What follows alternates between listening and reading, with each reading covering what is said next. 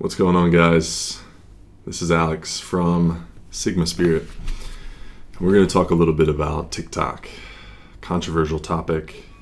Looks like TikTok may or may not be going away, disappearing, being banned. And I'm here to tell you my thoughts about why this might be a great thing, why it might be a gift for our young men, and especially the Sigma male community. Whether that's the realized Sigma males or the unrealized Sigma males who aren't in this community, who don't understand themselves yet. And I'll tell you why I think it's a gift for us, why I think that apps like TikTok are actually detrimental to society, masculinity, and especially our own mental health, because there's this big talk about masculinity. But the bigger issue here is mental health. So this video is really for two types of people.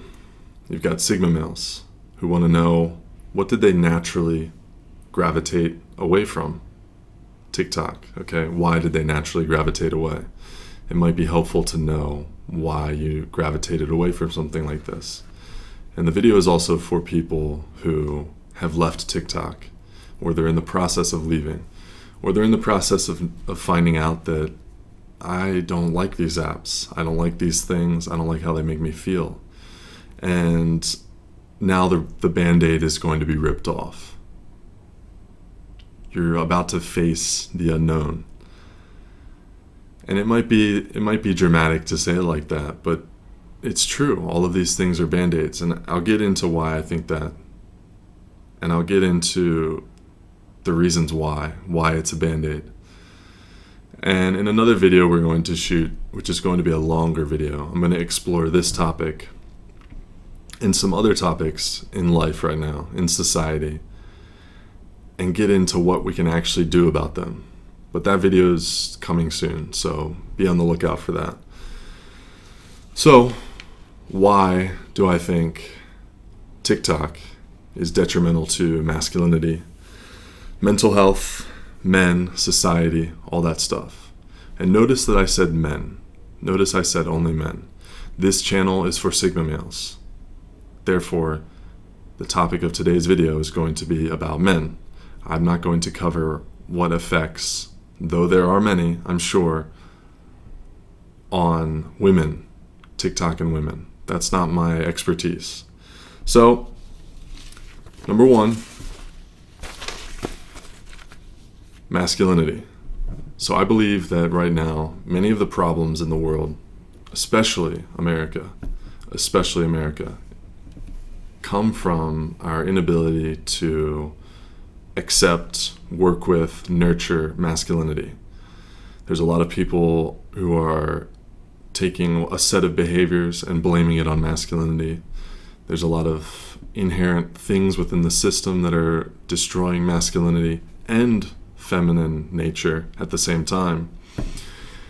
So that's my opinion about masculinity. But why does TikTok fit into this? What's the link there, Alex? I don't understand. Well, screen time, validation-seeking behavior, and things that spike our dopamine, I think, are dangerous to our masculine soul.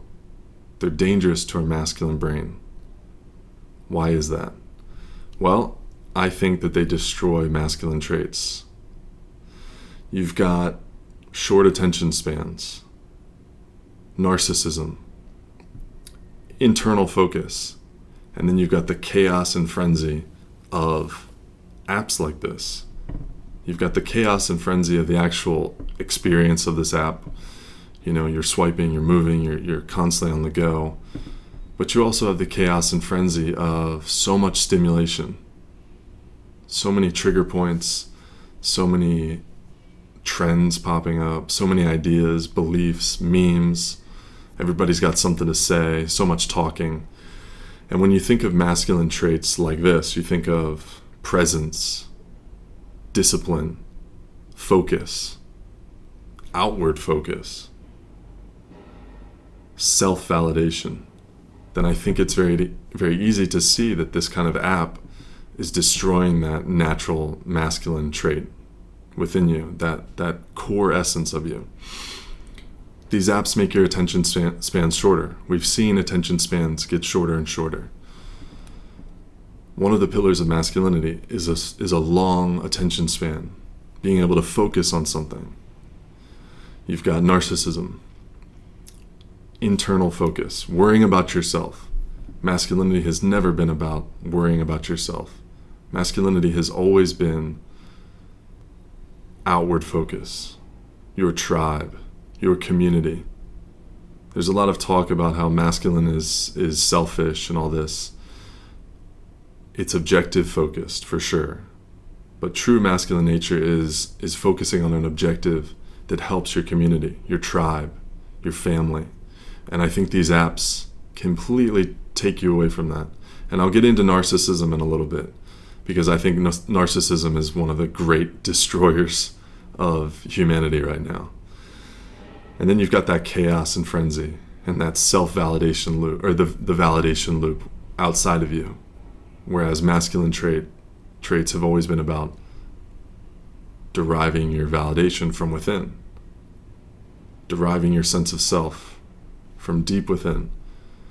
So, the second idea I have about why TikTok is dangerous for men, society at large, and your own happiness. Pain avoidance. I think that these kind of apps are classic, deep pain avoidance techniques. If you've ever read Way of the Superior Man, you know that there's a chapter in there, I think it's called Austerity and Challenge. And in this chapter, he talks about how masculinity grows because of two things. You've got challenge. He talks about challenge. Men challenging you, going after an objective, being challenged by your community, being challenged by women, being challenged by a goal. But the other way that it's grown, he says, is through austerity. And austerity is like minimalism. It's taking away. It's removing things from your life. And ultimately, that's suffering. So for many people, this kind of austerity, this leanness, these kind of detoxes, taking time away from sugar or your smartphone or getting off TikTok, that's suffering. That's the kind of suffering we're in right now in 2020. It doesn't have to be this crazy suffering like someone got cancer and they had to go through chemo. We face these micro sufferings all the time. And then we put a small Band-Aid over them. Remember I said Band-Aid. Band-Aid's coming off. We put this small Band-Aid over the pain that we're running from. We're trying to avoid pain. We don't want to sit with our thoughts. And this is something I just see so clearly in my own life. And if I can see it so clearly in my life, as a sensitive person, I'm sure that the world at large right now is masking pain using these kind of devices. So, it's hard to talk about this kind of stuff with people. You say, how's the weather? Oh, good. Did you know that TikTok might be actually a psychological pain avoidance technique? People are going to think you're a little crazy. And as Sigma males, I think that we love to talk about that kind of stuff. But notice how addiction like this and this sort of psychological technique that we're all probably sort of aware of in our own way, notice how it's just become normalized. I remember a long time ago, you'd see headlines like, the average American spends 2 hours on their smartphone. And it was like, wow, that's crazy. 2 hours on a device. As time has progressed, now it's 4 hours. A few years pass, 6 hours. And recently my friends and I have been trying to cut down our screen time. And I told them, I don't want to start this challenge until I spend like 2 or 3 weeks just monitoring how much screen time I have. Maybe that was me procrastinating on this challenge, who knows. But I've been disgusted by how much time I spend on my phone. It's been like 7 or 8 hours a day. And this is normal. This is what normal humans do nowadays. 7 or 8 hours. on the phone, avoiding pain. 7 or 8 hours of your day where you're not moving through your pain. You're not evolving. You're not working through these problems you have. You're not facing the reality of your pain. You're just going to spend your whole life on this app like TikTok, avoiding the reality of life, nature, death, humanity. What does that get you? It's going to get you a pretty shitty ending to your life. So I'm not going to say to you that you are avoiding pain because you look at TikTok for 20 minutes a day. Only you can know yourself. And it's important. All the content on my channel is for adults. It's for adult Sigmas who want to be evolved. And they can watch content like this and take it with a grain of salt. Pass it through their own filter of their own reality and look at their own lives and think, is that me? Okay, maybe not.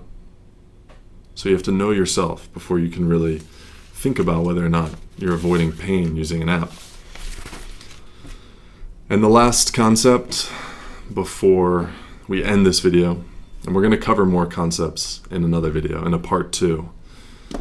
The last reason why I think that TikTok is dangerous for masculinity and society is the death of independent thinking has created a sort of oppression that nobody realizes. Nobody sees it. Huge conversation piece, buzzword right now, oppression. So-and-so is oppressing so-and-so. And all the while, no one really stops and looks to think at all the other ways we're being oppressed. Everybody wants to focus on the mainstream idea of what oppression is. So, why do I think that TikTok oppresses parts of us? Well, the death of independent thinking. Have you ever Googled something that was very simple, very easy, something that you already knew? Simple math problem. It would have taken you 10 seconds to figure out. 40 times 13. Something like that. You can do that. It'll take you 20 seconds. Most of us will Google that. So we do this kind of stuff all the time. I do it as well. I Google things I already know, just to make sure. What does that look like on a large scale? This ability to think independently that's been killed by these devices and things like that.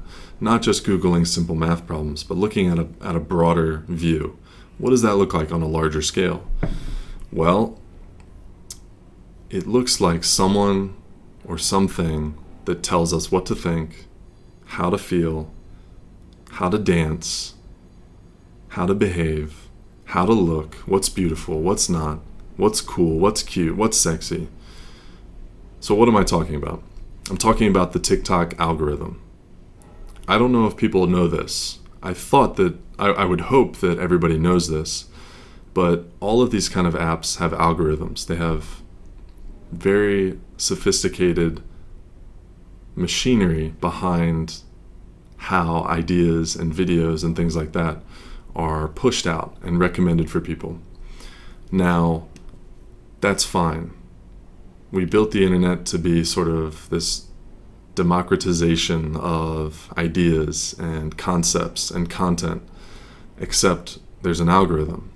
And algorithms by nature, just like all things that create disparity, create content that most people see, the 1% of content. Just to use that number, the 99 versus the 1%. In today's world, we're always talking about, the 1% own the 99%, wealth disparity, things like that. But nobody thinks about the content disparity and what that does in a trickle down, how that destroys masculinity, how that destroys people, artists, creatives, people who want to share ideas, because we have an algorithm that's favoring certain content. And once that starts to snowball, most of what you see deserves the views it sees. I'm not arguing that. But there's some stuff, it just snowballs out of control. And now everybody's watching this. Everybody's watching this dance. You're told how to dance. And that's oppression to me. That's real oppression to me. And nobody talks about this. So just think about that. Until the next video, think about how these apps oppress us in various ways, especially if you're a creative, you're a creator, you create things.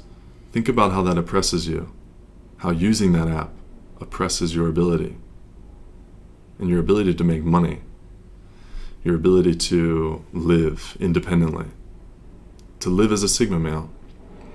So, to recap, we talked about masculinity, we talked about pain avoidance, and we talked about what real oppression can look like. I'm not saying there's not other oppression, but this certainly is a form of oppression. So just think about that. I might be wrong. I might be wrong about these ideas. Maybe TikTok's the greatest thing for society, and I'm wrong. But prove me wrong if you don't agree with me. So in the next video, we're going to cover 4, 5, 6, and 7 of these concepts. And in another video, we're going to do a much larger, longer, deeper, fuller, thicker exploration of this concept. Thanks for watching.